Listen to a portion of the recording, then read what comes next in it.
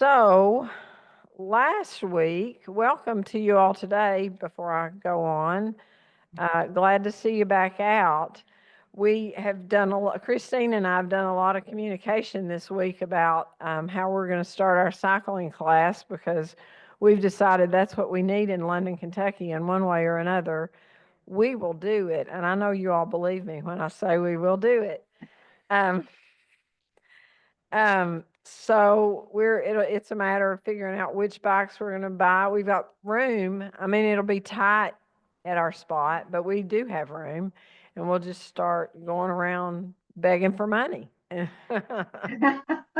if you know somebody you think could drop a couple of $1,000s on a bicycle, you just send them our way. But last week we just talked about kind of where she started, where Kristine started, and where the program came from. We touched on the cocktail just a little bit, but we didn't spend as much time today. So last week. So this week we're going to spend a little more time on the cocktail. So Kristine, where do we start today? All right, so we actually are on chapter 5, which is the PD exercise cocktail plan. And so we're going to dive into that in more depth and talk about exactly what it is and how you build a little bit more about how you build it and what it means for you. And then we'll talk a little bit more about some tools that help you while you're actually exercising. That's chapter 6. And chapter 7 is about cycling. Imagine that. That's what you, how does this all work out so well, right? Right, right. Well, we brought the cocktail last week, but we didn't bring the visual today because we forgot. But Aaron forgot. It wasn't me. Well, if you have the books, it's on the back It's on the back of the book. So in you all have color. all seen this picture, this visual, and it starts 1 through 5, starting with aerobic training. Number 2 is PD specific workout.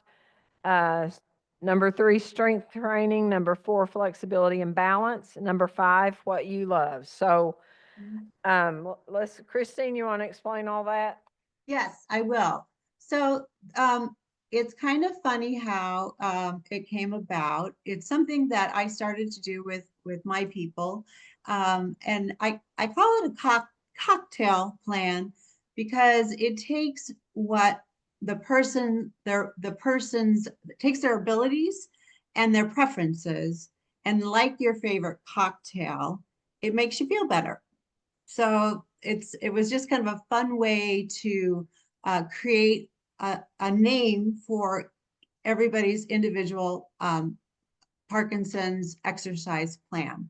And I would Let start me it. interrupt you and tell you what came to my mind when I first saw exercise cocktail. Okay. I thought about, people that have certain conditions and they call their regimen of their medications Uh-huh. their cocktail.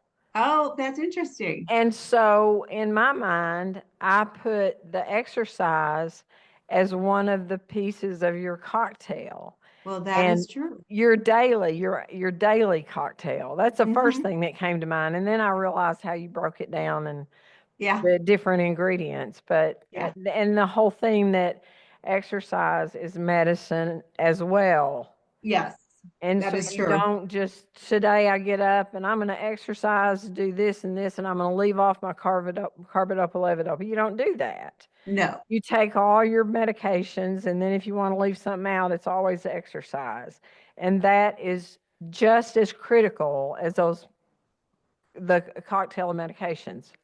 That is true. That is very true because the reason why it is one of the most important ingredients is that while medicine and surgery can't slow progression of disease, and I talked about this last week, that exercise has been proven to actually, it's the only thing that can slow the progression of the disease. And that's what the Sparks research trials did show. And we talked about that last week. So when you find this out, it's like, well, why wouldn't you want to exercise when this is the one thing that we do know that can potentially help slow the progression of disease? The caveat, though, is that we have to do it a very specific way to make that happen. And that has been what's been missing in the discussion about exercise. And I talked a little bit about that last week as well. And I'll kind of go through that as we talk about the exercise cocktail. You know what So I just heard from you was that I have always heard that exercise is the only thing that slows progression, but the way you put it was these other surgery and medications don't slow progression. And I've never even thought about that part of it. yes, That's that is critical true. to know. But we have to have medicine and exercise, or medicine and surgery to help us exercise. So they all work together. And I have actually somewhere I have a quote I'm going to share with you where a doctor reinforces that statement. So it all works together to help you. And that's why everything it's all important to your cocktail plan. And so so going back to the naming of our cocktails, I would always ask my people, I would say, so what's your favorite drink? And of course, somebody would say, I don't drink anymore.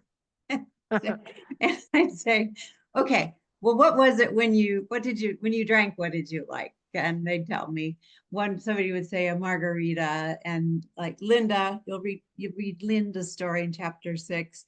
She would say, of course, a margarita. And so hers became, mine's going to be, I'm going to crush it. I'm going to crush PD. That's my margarita crush it plan. So it becomes your battle cry, if you will.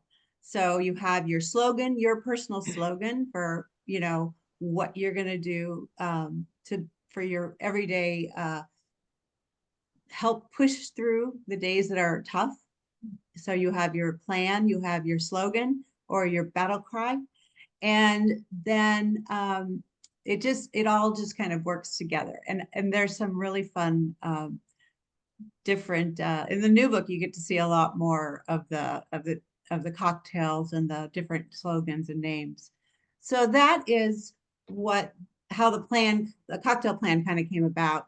But the plan it's to manage symptoms following the methods and the protocols based on the science that we talked about last time, based on all those the scientific research. And it's also looking at it takes different exercise programs, different exercises that are custom to you, because Parkinson's, as we know, is so individual. You can't just say, everybody go do this or that, because that's not how it works. It's very unique, and it has to be built specifically for you. And so that's why each plan has to be designed around the individual. So let's talk about the different levels. You kind of, Jane just listed off all the different, the different, Ingredients. thank you. My brain just didn't want to find that word. One question that I always get from people is, do the numbers on the olives mean something as they go up the cocktail? And they do, because they're numbered. So aerobic is 1, then Parkinson's specific is 2, and then 3 is strength training. So they go up in numbering order, and they are number 1 is the most important. And it's not that they're not all important, they are important, but number 1 is what is going to make your brain change for symptom management. Number 1 is aerobic exercise. It is science proven that that is what needs to happen in order for our brains to change. it's what I talked about when I said when I talked about the hormones and the proteins. When we're exercising and the muscles contract and it releases that exercise hormone and that BDNF, that is what's happening with aerobic exercise. All right. That happens in level 1. So it happens with only aerobic exercise, cycling, running, treadmill, swimming, though, and that is the most critical one. And here's where, when I talk about specific things have to occur, we have to work at that 80 to 85% of maximum heart rate. With cycling, it has to be at that 80 revolutions per minute. And we have to do it minimum 3 times a week. Those are the parameters that make the changes in the brain to help symptom management. That's where we get that from cycling, 35% of motor symptom change, so for the better. So the brain-derived neurotrophic factor, Yes, what does that do? that is where it protects and preserves the neurons in your brain. Okay. And the hormone is the cognitive one. The irisin is the cognitive one that helps you relearn. It helps with the neuroplasticity. It helps with you it improves your cognitivity. So though this is all happening with the aerobic level 1, and this is why if you can't do anything else, you do level 1. And if you really are strapped for time, what I tell people with young onset then you need to take level 1 and strength training and do a circuit workout. And I have some circuit workouts in the new book, because strength training is really important as well. And I'm going to talk about that shortly. But if you can do a circuit workout where you're doing 1 minute of running maybe, or walking fast on the treadmill, and then doing a minute of strength workout, then that you're getting two things at one time, which is really a good way to, if you're really short on time. You know what I do, and well, I do it every day anyway, but when I get out of my workout and I take my shower, when I get through with my shower, I pick up my weights and I stand in an ice cold shower. And that's my form of a cold plunge. And Ah, I mean, I have a cold plunge tub too, but there are times of the year that it just makes more sense to stay in the shower. And I lift weights during that time. oh, wow. So how does that feel? What's the, I am such a believer in cold plunge. I started it. A doctor friend of mine told me about it well, a year and a half to 2 years ago. And I thought I'd give it a try. Turn the shower down to cold, and you stay for. It doesn't take more than 2 minutes, 2 to 3 minutes, and it takes of course, it takes a little bit of getting used to. And there are those days that I think I don't want to do that. But as soon as it's over, you're so warm when you turn the yeah, water off yeah, yeah. that you can do anything for 2 minutes. You're right. And I have found such a difference in my symptoms because the cold plunge, I don't know how much you've read about it, but Andrew Huberman talks about it on some of his podcasts. Okay. But the cold plunge builds mitochondria. And so that's what Yeah. strengthens. Okay. Yeah. Yeah. So well, I mean, I don't recommend medical or anything like that to anybody, Yeah. but I'm Yeah. saying for me, it's Yes. changed a lot. So have you tried the cryotherapy then? Now, That's a cold thing too. You get a cold oh, ice back cold. and forth.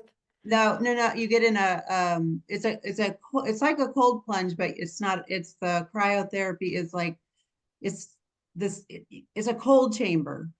Oh, I have not. Okay. I have not. It's almost it's just not as it's cold, but it's not as cold as the ice cold plunge. Yeah, You'll have to look at that up too. I will. All right, we got off topic. I'm sorry. That was me. That was me. All right. So, and then as I talked before, nobody starts aerobic exercise. You don't ever start when you're starting out. We start at 30 to or 40 to 60% of maximum heart rate.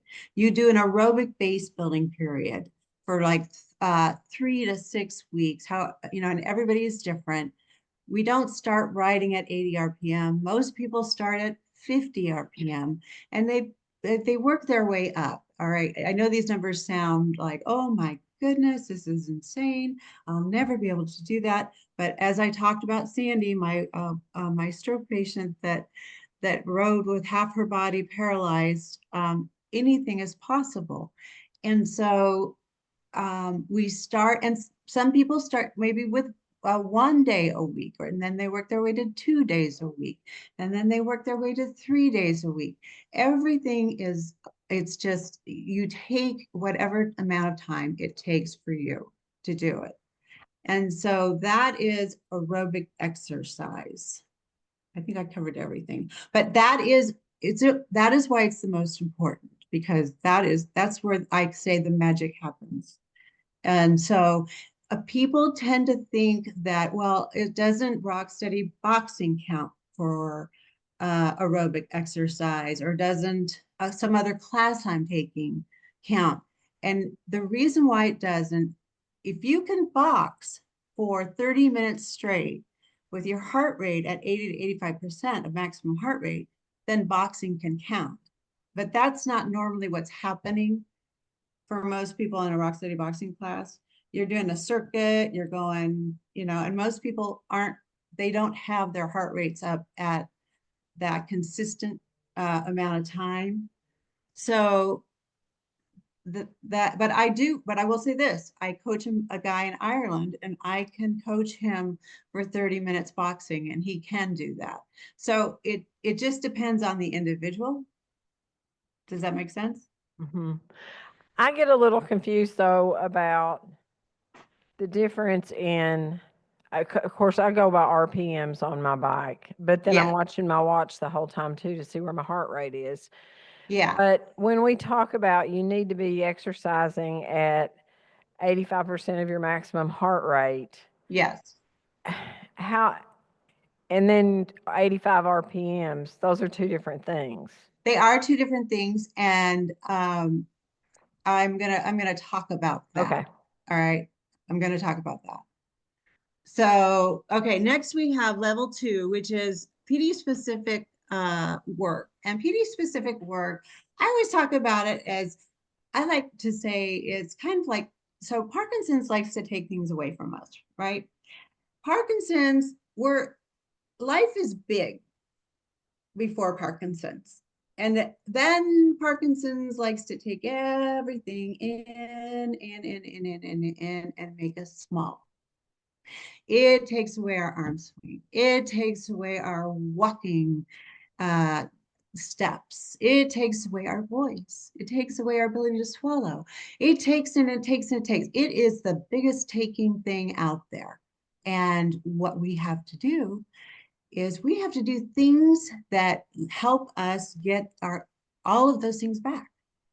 And so that is where we want to do things like big and loud and PWR classes that help us move big and walk big and do large amplitude walking, and rock steady boxing that does circuit work, and boxing helps you do agility work, right? All of these classes out there help us work against rigidity and movement. And so that's what, when I say PD specific work, all of these other classes that are doing phenomenal things to help us get back our natural gait, to help us with our voice, help us with our large amplitude walking. And one thing I want to say is this: when we do, and I'm kind of running back to aerobic exercise, when you do aerobic exercise, and your brain is in that wonderful place of neuroplasticity, that is the place where you're ready to relearn. You're ready, you're ready to practice things like if your gait is shuffling, that is when you want to practice walking big because your brain is ready to retrain what what Parkinson has taken away. So that's when you want to go and walk big. But let me tell you, the thing opposite you don't want to do right after you do cardio, you do not want to shuffle because all you're doing is re-emphasizing to that brain that that you're going to walk small. All right. When that brain is in that space of relearning. So I want you to be very conscious after you do cardio that if your arm swing is small, that you walk with big arms. If your gait is small, you walk big. Because whenever you do cardio, your brain is in a space of relearning and retraining. And that's when we can work on the things that Parkinson has taken away. Does So that make if sense? you, yeah, if you say you were going to do a cognition class, Mm-hmm. it would be good to have a good 30 minutes or You have your cognition for 4 hours after you do cardio. Your cognition is that's when you want to go do any kind of wow. mental work. All right, 4 hours after any kind of cardio, where you work at the levels I'm talking about, you have 4 hours of improved cognitive. That's there've been so many times like, okay, I'm getting ready to do my taxes and I should wish I'd done it a long time ago, but I didn't. So I need to work out before I sit down with Yes, that paperwork. yes. You want to do your There you go. paperwork after cardio. You want to read a book. You want to anytime if you have mental fog and stuff, you want to do anything like that. We have 4 hour window. The woman that I told you that had the stroke, all right, she had mental fog for her entire life. She had her stroke in her 20s. She was 60 when I got her up on a bike. All right.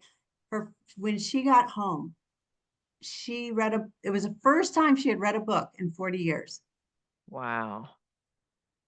And so every time she rode the bike after that, she went home and she had 4 hours when she could actually read a book, do her checkbook, do any kind of thing. And that's it. Because other than that, she lived in brain fog from her stroke. Wow.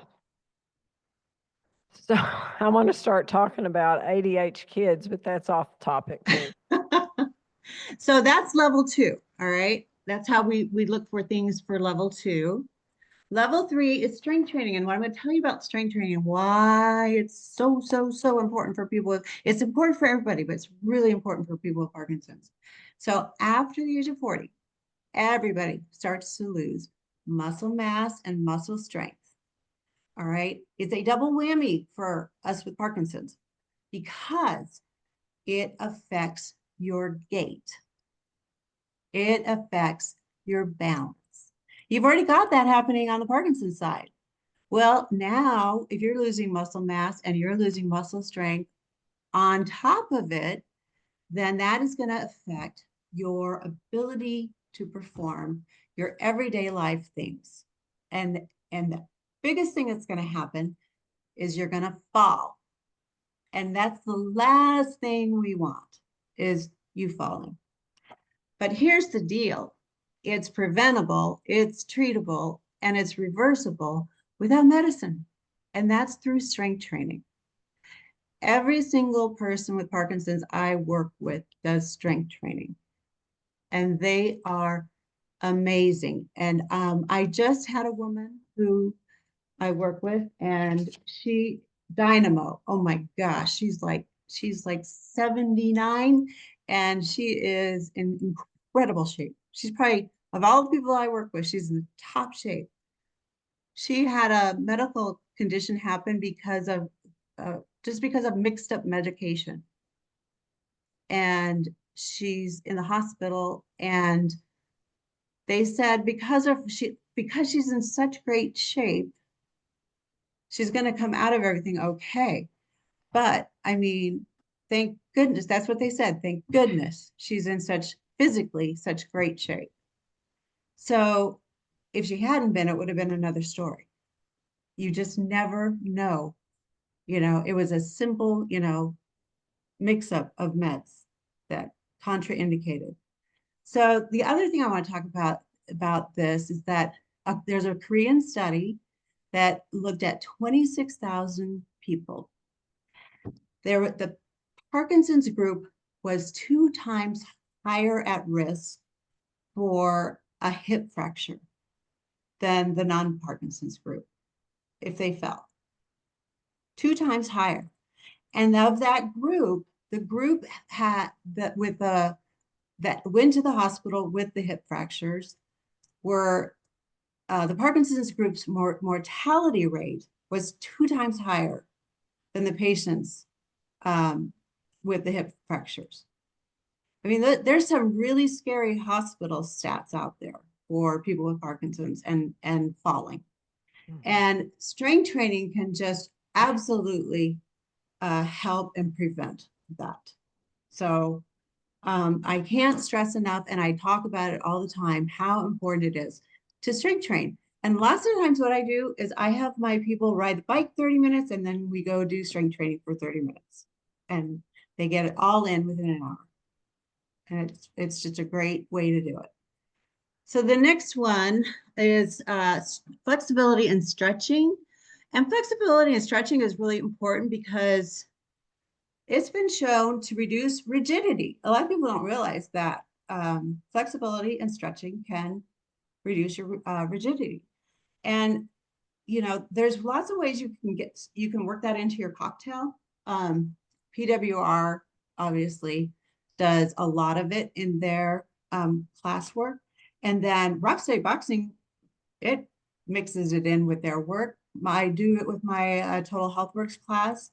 So you can mix it in other classes, or if you're not a fan of going to yoga or Pilates, those are other ways you can fit it in.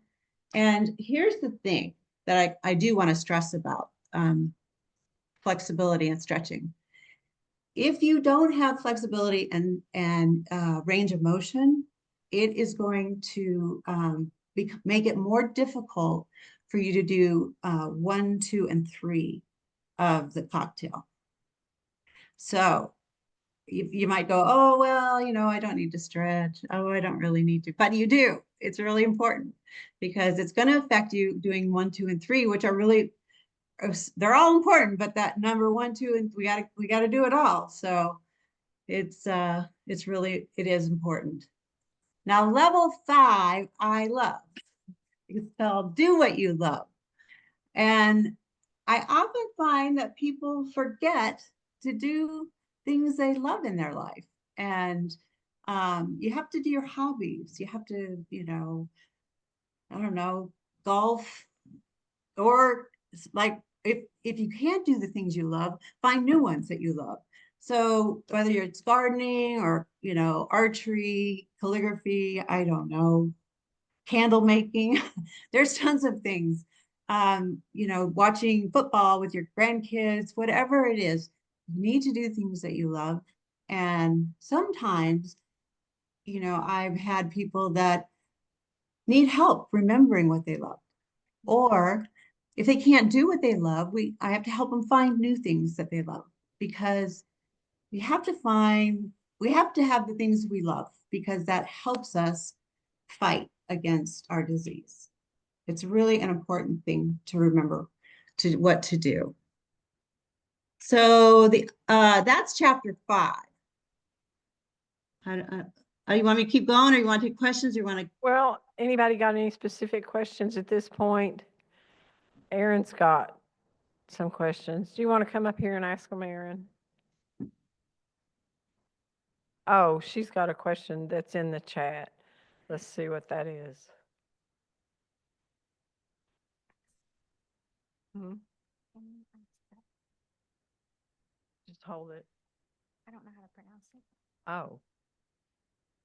Oh, Karen. Karen Malkin. Oh, you want me to read it? Okay. Karen wants to know, Do you also suggest omega-3, I can't see, glutathione and cold plunge to help BDNF? So I don't, those are like out of the scope of exercise. So I don't normally recommend anything that is not in the realm of exercise because it's kind of like Right. more of a nutrition type thing. And yeah. Okay, Erin, you want to get her question from her, and I'm going to say something else to Kristine. The lady right behind you had a question. Um, I've also heard Andrew Huberman talk about making your way through things that you don't love and how Hmm. important that is for your brain. Like to find something you hate and do it do it, real often because there's a pathway that builds. And Huh. if you get to where you love that, then you got to find something else. But I mean, with this whole list of cocktails, there's something on that list that you're going to say, oh, I don't like that part, but you got to do it. Uh, Oh, yeah. Kelly says that sounds like the cold shower would do that for her, but so yes. Come on.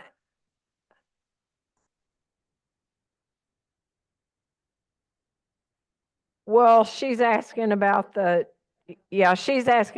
timing. I know that some people think that you stay at 80 RPMs for 30 solid minutes. so, okay. Oh, yeah, I forgot to talk about that. Good question. Good question.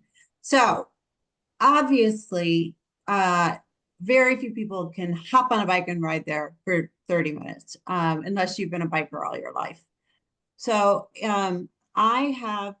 I break them into intervals and I have people work their way up, obviously. And so we do minutes on, minutes off, Yeah, working slowly over time to build your um, however long on you are. So it's kind of a progression. I rarely have people that can ride full 30 minutes on at 80 RPM.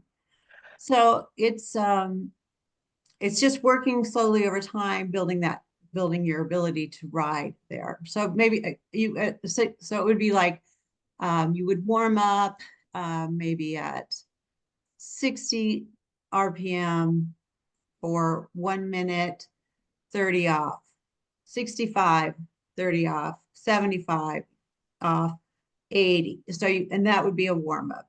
Then maybe it would be 75 for a minute, 80, and then 30 off, 80, 30 off, 85, 30 off, and then right. it's just, I have a new book that's going to have a bunch of these workouts in there. And the goal I always tell people is that if I did a set like that, and I would say to someone, if you're not there yet, and then reduce your set numbers down to where you are, because everybody's always at different RPMs and everybody's working their way. The goal that you have in mind is that's my goal ultimately to get there.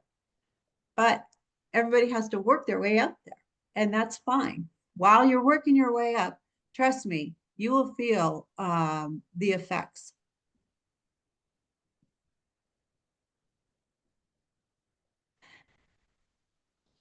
And I probably should have said that they recommend the Parkinson's Foundation's recommendations for each of these things is for strength training, it's 2 to 3 times a week. The For each of these other things, it was 2 to 3 times a week. Okay.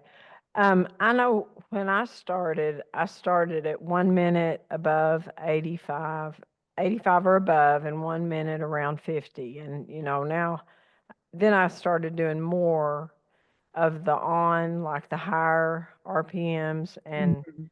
I just go as high as I can and Yeah, then down to 50. And it builds a lot faster than you think it's going to. it does. It does. So, and I just always say, just do what you can. And it does. It gets easier over time. Okay. Erin, did you have that question or is it something we need to talk about later?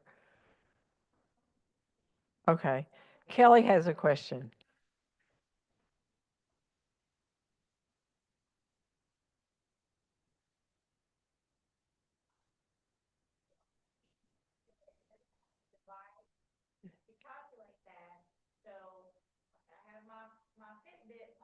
Yeah. So she's saying that she has a bike at home, but she doesn't have one that calculates the RPMs and all that.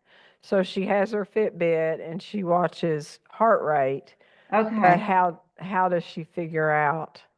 What do you do? Well, Just watch? I mean, in that case, she would just have to only ride by heart rate unless she can get an attachment for it. There might It, be some I kind of think there are probably some Bluetooth devices that will yeah, do that that, will. but Kelly, Mhm. just get a new bike. Yeah, I would.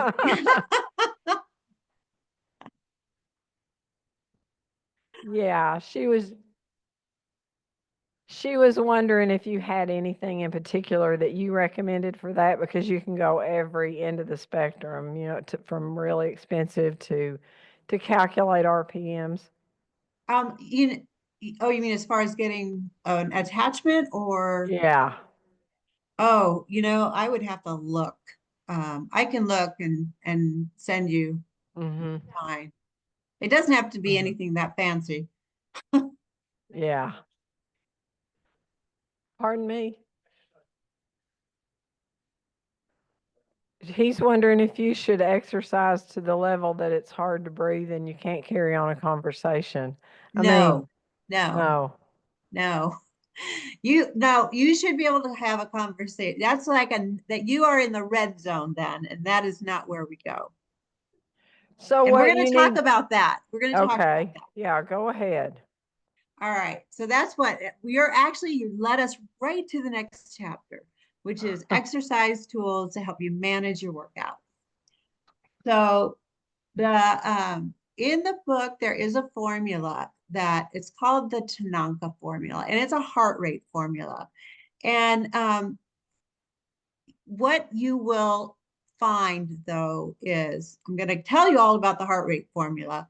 And then I'm going to tell you the majority of you won't be able to use the heart rate formula. I don't know why, but the majority of people I work with, the heart rate formula doesn't work for them. And a lot of it is due to medicine. If you're on some kind of medicine, if you're on a beta blocker, if you're on any kind of antidepressant, stimulant, blood pressure medicine, those things affect your heart, and either your heart won't go up or your heart, it just doesn't, so the heart rate monitor won't work. And that I don't want you to, you can try it, and then if your heart doesn't go up and you're like, well, this doesn't work for me, and then we have a different scale for you to use. So I'm just going to tell you that up front, that the majority of people I work with, a heart rate monitor doesn't work. But if it does work for you, there is a formula called the Tanaka formula.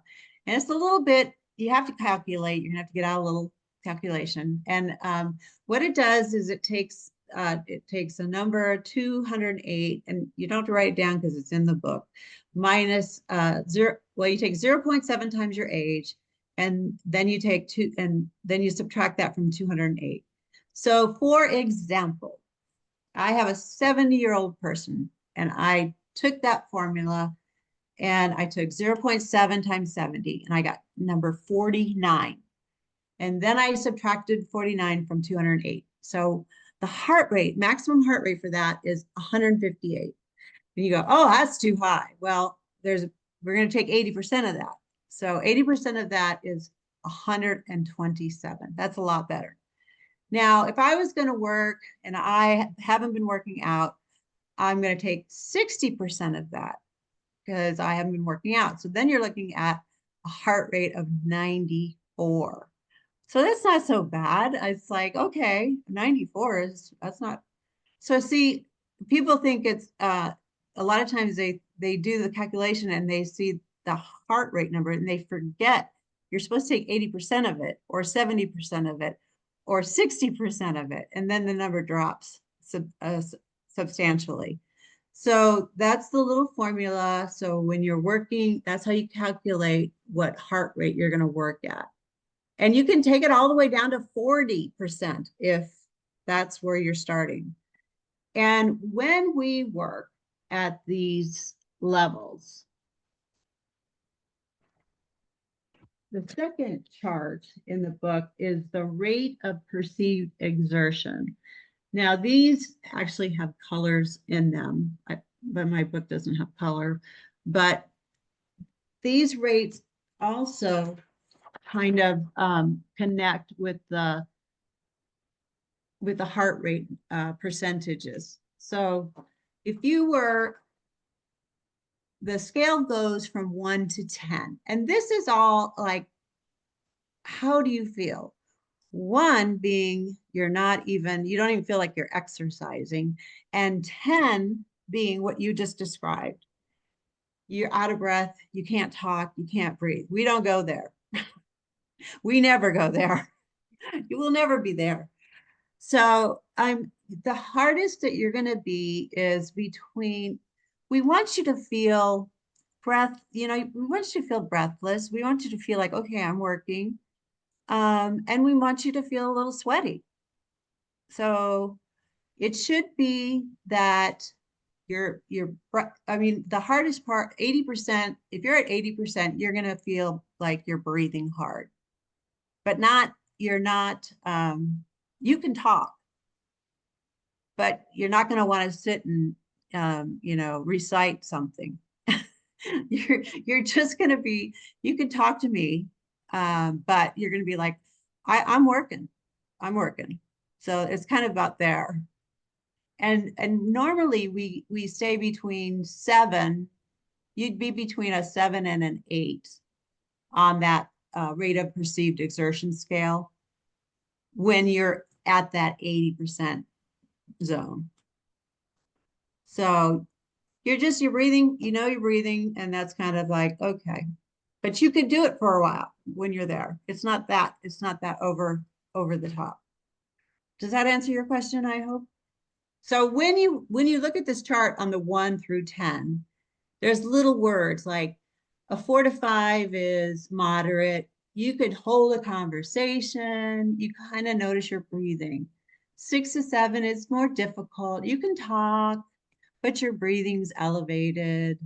Then your 8 to 9 is difficult. You can say a few words, but it's harder to breathe. So it's kind of, you want to kind of know what, and when I work with, take somebody through a cocktail, if they come and want a cocktail evaluation, I take them through different exercises and I help them feel what each of these numbers feel like in their body. So that even if they could use a heart rate monitor, I want them to know what it feels like on a perceived exertion scale. So I'll take them up the scales and say, okay, this is your 4, this is a 5, 6, 7, here is an 8. Get this feeling in your body. And the thing is that it's going to change over time because you're going to get in better shape. And what was once an 8 is pretty soon going to feel like a 6 because you're going to get in better shape. Mm-hmm. So, and that's why we have to keep changing what we do sometimes and how we do it. So for instance, when you start cycling, you're going to start, and the first thing that's going to be hard is your target goal of getting to 80 RPM. Once you get there, you're going to go, oh, this is easy now. I can do this. So then we have to change. You're adding more resistance so that you're continuing to grow. So we start adding more resistance at 80 RPM. And then of course your heart rate is going to keep going up, so that we always are adding more challenge to your body. That makes sense. Mm-hmm. And so we're at chapter, are you going to talk about cycling today? Yeah, we're at chapter 7, cycling. I'm so excited. It's funny because people always ask me when I talk at conferences, what aerobic exercise is the best for reducing Parkinson's symptoms? And I always tell people, it's true, you should always choose what you love. But I do have a caveat that I have consistently found that my clients who regularly cycle or train on the treadmill, that use the scientific protocols correctly, they're the ones you're reading about in my book that have life-changing results. Yeah. Something else about cycling, I have found I've had a few injuries since I was diagnosed, and one was I had to have a surgery on my right foot, and then on my left side, I had a stress fracture in my ankle that became infected before we realized it was there. But so we dealt with some pretty serious injuries as far as continuing to exercise. But there was never a day when I couldn't cycle without pain. Yeah, you should never have pain when you cycle. And the one thing I meant to mention about cycling, there's two things one thing I always have in my cycle room is I always have a bucket of gel seeds. A bucket of what? Of gel seeds. So that, because the reason people leave class when they first come in, the little padded gel seeds. Oh, yes, yes. Yeah, I always have a bucket of padded gel seeds because that's the first thing that people they don't leave class normally because it's so too hard for them cardiovascularly. They leave because it's the seat on the bike, it hurts their butt. Well, right. So talk about saddle. The saddle is Yeah. probably it takes a little while to build up your seat, sitting on that seat. Okay. So Yep. I always have a gel seat for them because that helps tremendously. And I always tell people it gets better. The first couple rides are probably the hardest. And then once people really do like cycling, and I tell them to get cycle shorts or pants, because that does help too if you're going to be a cyclist. What about recumbent bikes? I mean, Recumbent there are. bikes are, fine, especially, I mean, if you can ride, Dr. Albers will tell you, if you can ride a stationary bike, you should ride a stationary bike. But if for some reason you can't, then a recumbent bike is fine. But I mean, a recumbent, that is a stationary bike, right? No, I mean, he means a non-recumbent. He means a standing Okay. bike, Okay. a standing bike. Yeah. Yeah. Some people have to have recumbent for Yeah, whatever reason, but yeah, that's fine, and that's fine if you have to. But if you can get on a standing stationary.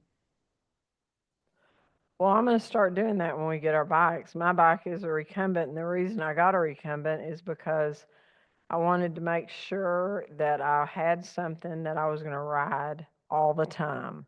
And I knew I'd be able to read and do other things if I had a recumbent. And so it's worked. But I do Well, plan to go to the next level. good. Go to the next level. You Yeah. will love it. Yeah.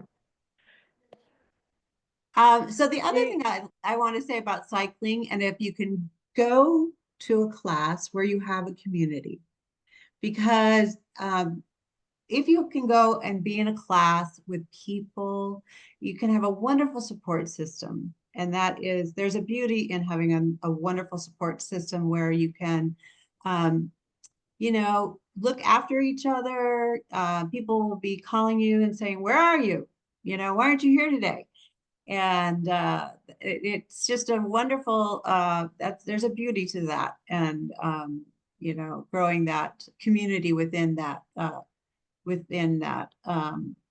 environment. And then you Well, want, especially for Parkinson's people. I mean, that's Mhm. another thing when you talk about Parkinson's taking you from big to small. Emotionally, it does the same because a lot of people with Parkinson's don't want to get out and about. And going to a class like that where you're with people that you can communicate with is just makes a big difference.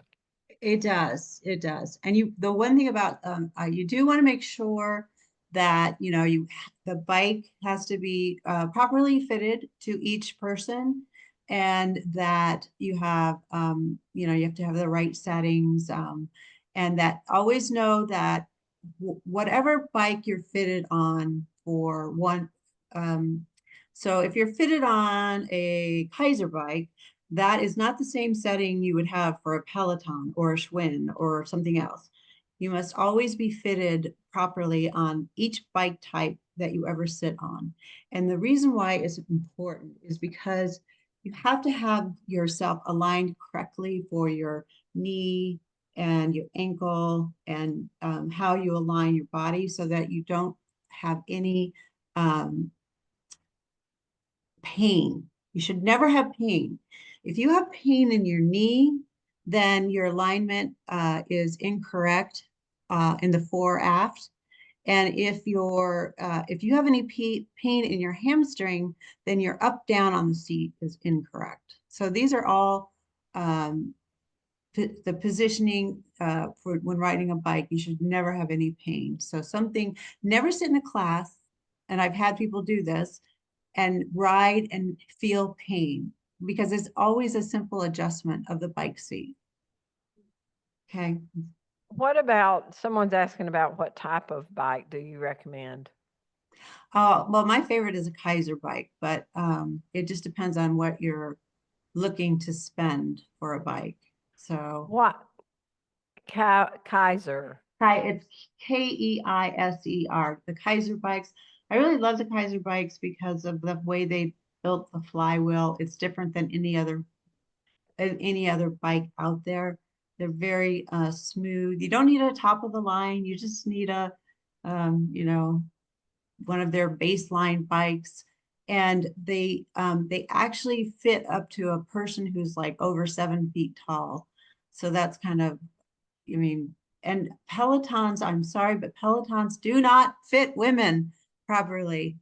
They don't, the bike does not go, the seat does not go far enough for some women, me included. I can't ride a Peloton.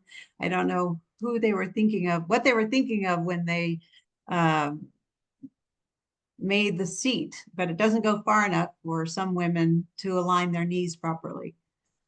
NBA basketball players. I don't know. Um, well, where is Kaiser located? That's a good question. I'd have to look. Because But if we get a go ahead. group, if we get a set of several bikes, we might want them to come help fit our people. Yeah, it's not hard. And They they don't have have they Kaiser. have a thing online that you can watch too. Oh, okay. Yeah, Okay. how to fit. All It's right. not hard. You just need a nice little plumb line. Oh, okay. Okay, we can do that. Yeah. Anybody else got any questions? Aaron, you have questions?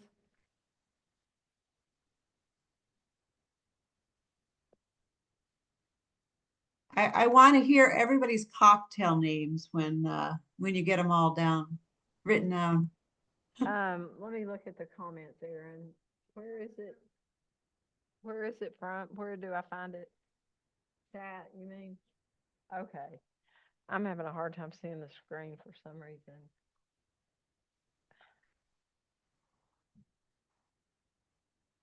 Well, Karen asked about light therapy too. And I guess that would be in that same category of not not in this what we're talking about today, maybe. Yeah, I mean, Okay, every 3 months that makes us feel. Dr. Laurie Mishley, you know who that is? She's out in Seattle, nutrition.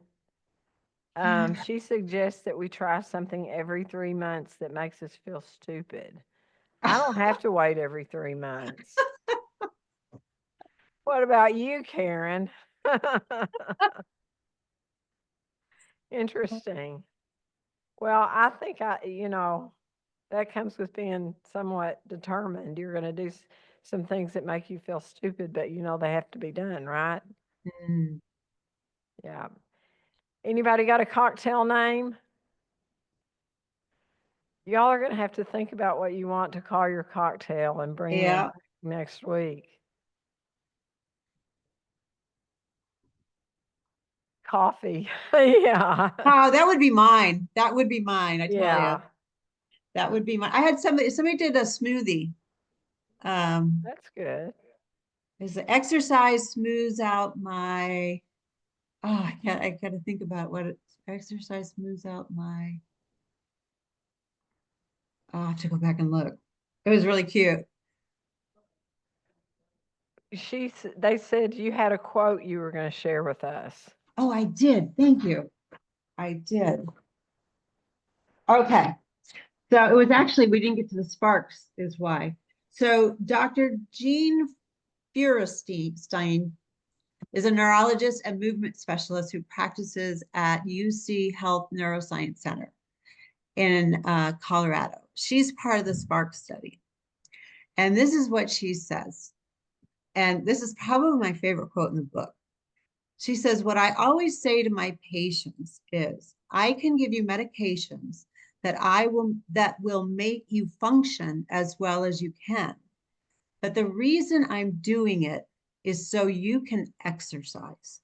That's the key for you to actually modify the progression of the disease. Wow, that's a goodie. And for some people, for me it was I've always thought I don't need medication. I can change my diet or what. I always think there's a dietary answer. And so I was really resistant to taking medication in the beginning. And when I went out to Tucson and worked with the Power program, they were the ones that first suggested. I'd already argued with my doctor about it. And Uh-huh. they said, well, your exercises would be easier if you weren't so rigid. And I didn't Right. realize what a difference that made. And then I ended up talking to another one of my doctors, and there's a basketball coach, used to be the coach of Texas A&M, Billy Kennedy, and he has Parkinson's disease. And he called me on the phone one night, and he explained to me why he thought that. I just asked him because his onset was the same as mine, and I said, "So how did you end up? How did you end up that they talk you into medication?" And he said, "Well, I will say once I started, I wished I'd started sooner because he could do so much better with it." So, Mm-hmm. yeah, I need to get him this book because if he's not doing this, he needs to be doing it. So. Mm-hmm. Well, so for next week, we'll look at the rest of the book. I have had the opportunity. Kristine sent me the book that she's working on right now, which is more about putting together these cocktail plans. And no one gets to see it, or it's not to be shared, but it is going to be amazing because there's so much good information in it. So she's given us a lot here. I mean, you should feel very thankful that you've been able to bless all of us the way you have, because it's really, this is life-changing information. I know I keep saying that, but I mean it from the bottom of my heart. Thank you. So thank you. Any other questions before we go? One more question. Okay. Yeah. Yes, I can answer that. She's saying, he's saying about the timing of your medication and your exercise, and Mm. he said, is it good to take it before you exercise? Oh, And yeah. I was like, yeah, of course. Whew. You, Yeah. well, I mean, you just want to feel really, whenever you feel your best, that's when you want to exercise, right? Yes. I mean, when you're trying to push through rigidity to exercise, Yeah, it's hard and it it leaves is. you in pain Yes. because you're tensing up your muscles and all this that yeah, that's yeah. Anything else that I can answer? They're all saying thank you so much. Oh, thanks for having me. I'm just, this has been fun and I just enjoy it so much. Well, we're looking forward to next week. I think Erin's got a question. She has a lady with a pacemaker. You need to see your doc. Well, Mhm. Erin, you can answer. I mean, Kristine, you can answer that. Yeah, you absolutely need to see your doctor and get everything cleared from him on what you can do and what's your, especially on what your heart rate zones can be, because that's going to be very important. Yeah, and he'll I mean the goal is to get better, so Yeah, I don't think he would tell you not to exercise, so he'll just help you make sure you get cleared for the right thing. yeah. Yeah. All right, anything else? Thank you, Christine, and we'll be Thank talking. you. I'm gonna look for that bicycle recommendation. Okay. Talk to We'll you see later. everybody next week then. All right, thank All you. right. Bye. Bye. Yeah, that's great. Where'd he go? Oh, okay. All right.